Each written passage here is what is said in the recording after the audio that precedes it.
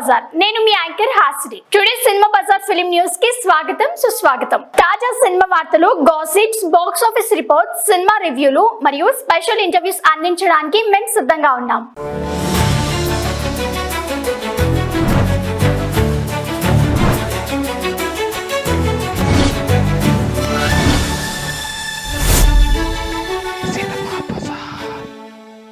చిక్కుల్లో కమల్ హాసన్, బెంగళూరులో కేసు నమోదు.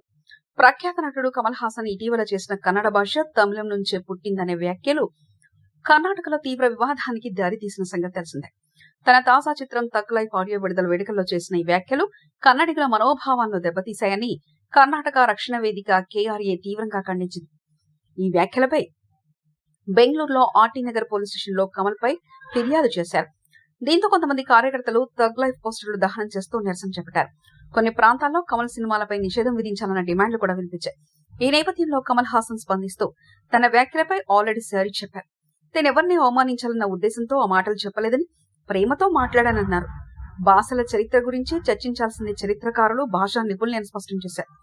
కర్ణాటక సీఎం సిద్దరామయ్య, బీజేపీ ఉపాధ్యక్షుడు BY విజయేంద్రతో సహా పలువురు నేతలు కమల్ వ్యాఖ్యలపై అసంతృప్తి వ్యక్తం చేశారు. ఈ వివాదం తగ్ లైఫ్ సినిమాపై ప్రభావం చూపే అవకాశం ఉందని పరిశ్రమలో చర్చ జరుగుతుంది. సినిమా బజార్ యూట్యూబ్ ఛానల్ తో పాటు సినిమా బజార్ డిజిటల్ పేపర్ మరియు సినిమా బజార్ వెబ్సైట్ ను కూడా చూస్తూ ఉండండి. మరిన్ని అప్డేట్స్ కోసం సినిమా బజార్ ఛానల్ ని సబ్స్క్రైబ్ చేసుకోండి, లైక్ చేయండి, షేర్ చేయండి, మీ అభిప్రాయాలను కమెంట్స్ ద్వారా తెలియజేయండి. మరో ఇంట్రెస్టింగ్ అప్డేట్స్ తో మళ్ళీ కలుద్దాం. చూస్తూనే ఉండండి సినిమా బజార్.